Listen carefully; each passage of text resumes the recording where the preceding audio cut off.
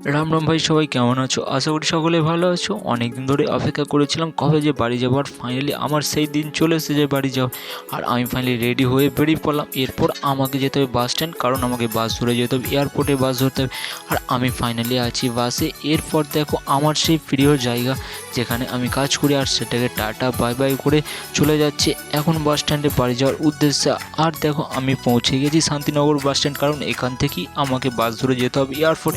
আর কিছু টাকা টিকিট কেটে আমি ফাইনালি এয়ারপোর্টে বাসে যেয়ে পড়েছি। আর এতটাই মনে খুশি কি বলবো, কোনোদিন বাড়ি যাইনি, 1 বছর পর বাড়ি যাচ্ছি, অনেকটাই ভালো লাগছে। পৌঁছে গেলাম এয়ারপোর্ট, আর এয়ারপোর্টটা দেখতেই না কত সুন্দর লাগছে, আর এতটাই ঠান্ডা পড়েছে কি বলবো। আর দেখো আমি এখন আছি এয়ারপোর্টের কাছাকাছি। এরপর আমাকে কিছুক্ষণ ওয়েট করে, সকালে আমার ফ্লাইট আছে।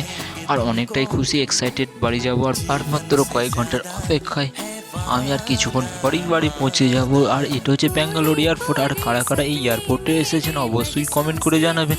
আর এয়ারপোর্টটা দেখতে কেমন অবশ্যই জানাবেন। আর আমি পৌঁছে গেছি, আরও অনেক ব্লগ আসবে, একটু লেট হবে। চলো আজ এই পর্যন্তই, দেখা হচ্ছে নেক্সট ব্লগে। আশা করি সকলে ভালো থাকবেন।